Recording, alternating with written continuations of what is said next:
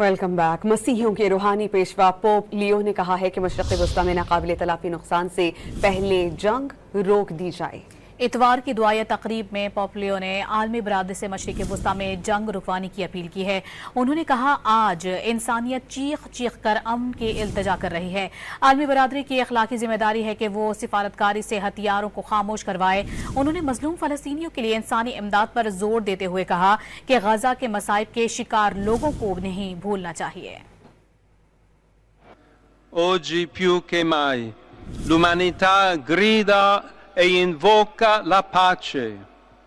È un grido che chiede responsabilità e ragione e non deve essere soffocato dal fragore delle armi e da parole retoriche che incitano al conflitto.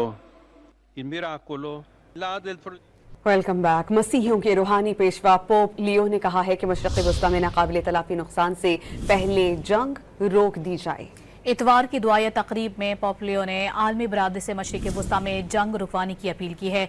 उन्होंने कहा, आज इंसानियत चीख चीख कर अमन की इल्तिजा कर रही है।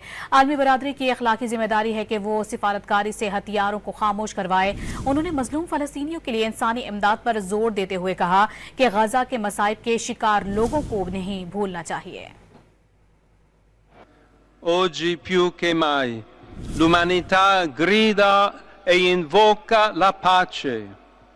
È un grido che chiede responsabilità e ragione e non deve essere soffocato dal fragore delle armi e da parole retoriche che incitano al conflitto. Il miracolo, là del